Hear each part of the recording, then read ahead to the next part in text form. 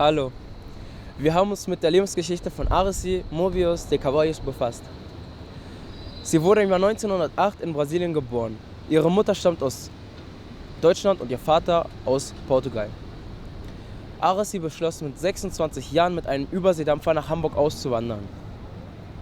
Mit ihrem Überseedampfer, mit dem sie nach Hamburg ausgewandert ist, muss sie hier im Hamburger Hafen angelegt haben. Und hier beginnt auch ihre Geschichte. In Hamburg angekommen, lebte sie bei ihrer Tante. Ein Bekannter der Familie besorgte ihr einen Job im brasilianischen Konsulat, das damals am Glockengießerwald 2 war. Dort arbeitete sie von 1936 bis 1942 als Sekretärin in der Visaabteilung.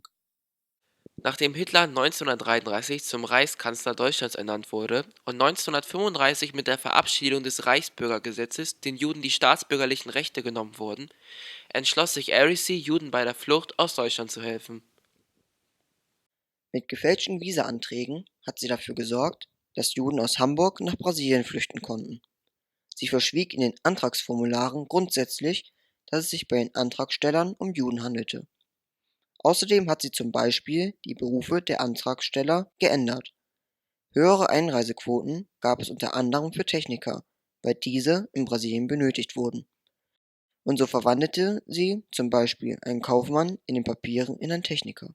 Noch ein Beispiel. Zum Beispiel versteckte sie die Anträge zwischen anderen Schriftstücken, die sie dem Konsul zur Unterschrift vorlegte.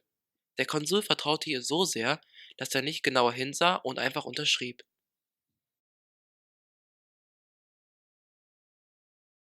Aracy hat den Hamburger Juden aber nicht nur mit ihren Visa-Anträgen geholfen. Sie hat ihnen außerdem Fachleute vermittelt, die bei der Lösung von finanziellen Problemen geholfen haben. Sie selbst hat sich außerdem um die Beschaffung von Lebensmitteln gekümmert, um die Not einiger ihrer bekannten Juden zu lindern.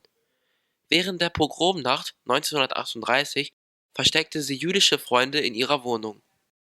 Außerdem benutzte sie das Auto des Konsulats, um Juden an den Hafen zu fahren. Manchmal begleitete sie die Personen bis zu ihren Schiffskabinen und verließ das Schiff erst kurz vor dem Ablegen. Wäre sie aufgeflogen, hätte sie mit schweren Konsequenzen bis hin zu einer Haftstrafe rechnen müssen.